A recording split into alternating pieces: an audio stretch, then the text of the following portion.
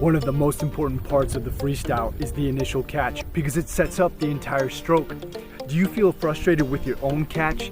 Do you feel like you're just slipping through the water a bit? I see many physically strong guys that can't pull as much water as a 10-year-old in competitive swimming. Guys, you're not alone. This is quite normal for new swimmers, and even experienced swimmers struggle with slipping through the water. Over the years, I've seen 3 major issues that cause problems in the catch. And in this video, of course, we're going to talk about those and how to easily fix them. I'm Siska. I'm so glad you're here. Welcome to the channel.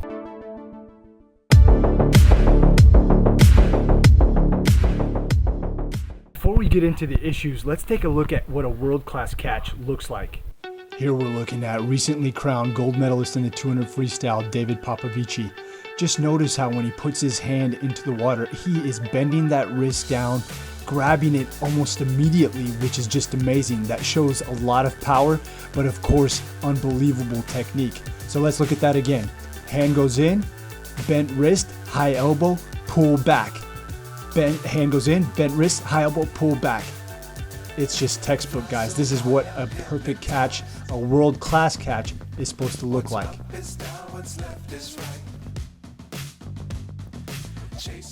Issue number 1 is a misunderstanding of where to start the catch. Let's look at Michael Phelps in comparison to an age group triathlete. Here on the right is Michael Phelps, and on the left is our triathlete. Now, the biggest thing I want you to notice is look how extended Michael Phelps is with his arms compared to our triathlete. This makes a huge difference, and I'll tell you why in just a second.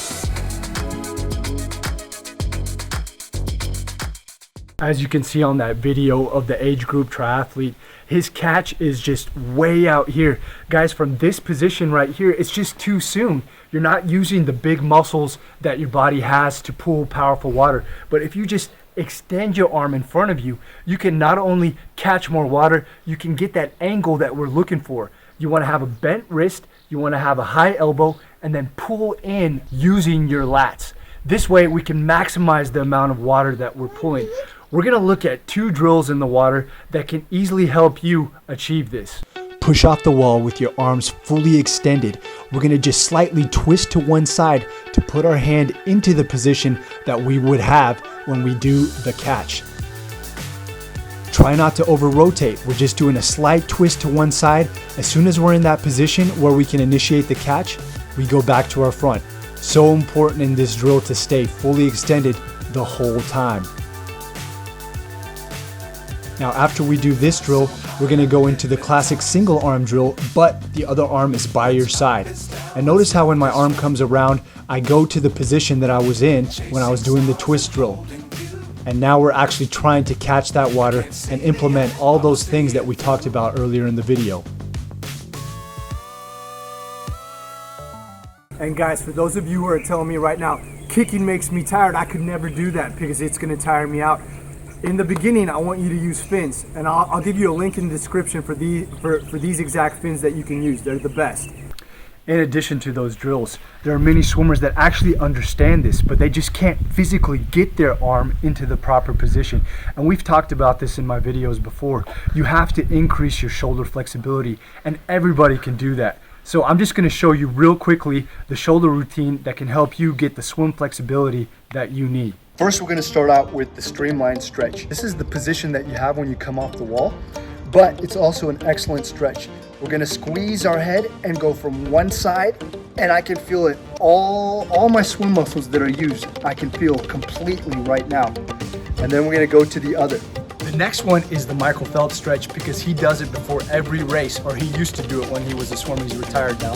And he gets up on the block, he takes his arms, and he bends over, and he puts them over his head as far as he can go. Now, if you're new to swimming, you might only be able to do like this, and that's okay. But if you practice this consistently, it just takes 5 minutes every night before bed. Before long, you'll be able to bring that all the way up like this. And you can go deeper by turning one side to the other. Issue number 2 is simply not knowing the technical aspects of the catch. As we discussed before, you want to have a bent wrist when your hand immediately enters the water. You want to have a high elbow. And guys, look, people are sometimes like, how do I get a high elbow? what you do is you just rotate your arm around. Look at this. I rotate my arm around and now my elbow is high.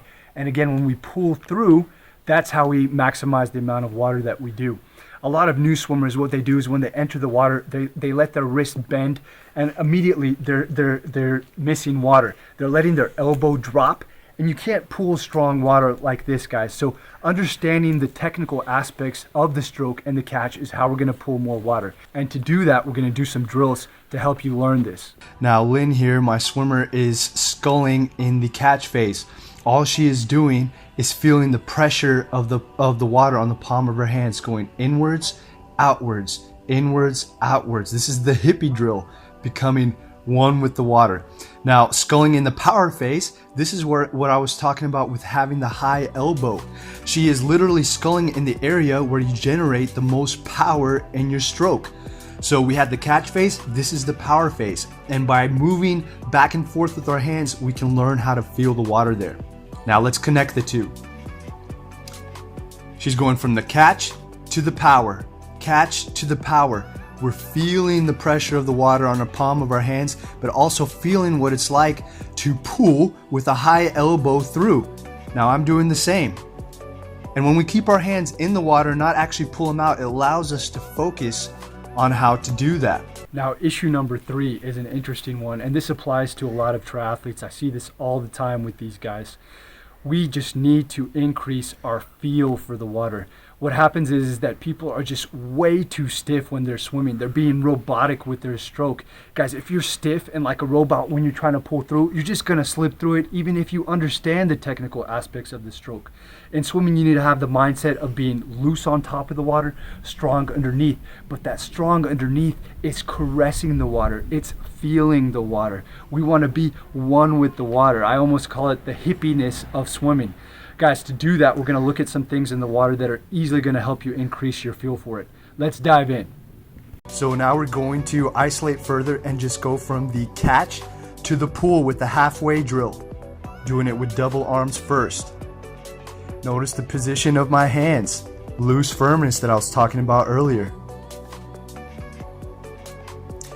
And we're going to isolate it even further to give our mind a break and just do one arm.